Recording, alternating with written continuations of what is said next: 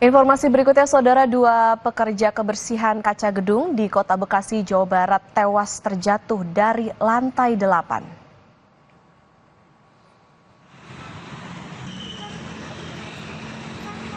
Kedua pekerja ini tewas akibat tali sling gondola terputus saat membersihkan kaca dari lantai 8. Polisi yang datang langsung melakukan olah TKP dan mendapatkan barang bukti berupa helm dan sejumlah tali pengaman yang digunakan oleh kedua pekerja. Kedua jenazah sudah dibawa ke RSUD Kota Bekasi untuk diotopsi.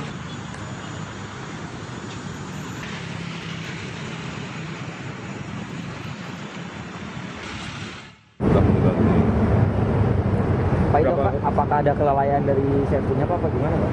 Untuk terkait kelalaian, kita sedang melakukan pendalaman penyelidikan. Namun yang jelas pada saat kita di TKP terhadap korban itu, dua korban itu, di badannya masih mengenakan daripada alat servis pengaman. Akibat angin kencang, kapal tanker karam usai menabrak tanggul di perairan Kepulauan Seribu, Jakarta. Ada 18 orang yang berhasil dievakuasi. Peristiwa ini bermula saat kapal dihantam angin kencang dan terdorong ke pinggir pantai hingga akhirnya menabrak tanggul.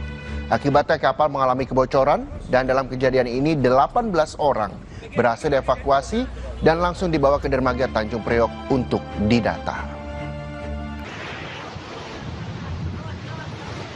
Kecelakaan kapal tanker yang mengalami kebocoran di Tanjung Priok dengan jumlah PUB 18 orang pada hari ini pada pukul 17.05, tim SAR gabungan yang terdiri dari ada KSOP dan juga dari Polair dan tim SAR gabungan lainnya berhasil melakukan evakuasi 18 orang dalam keadaan selamat dan dibawa ke Panduan Kepelabuhanan.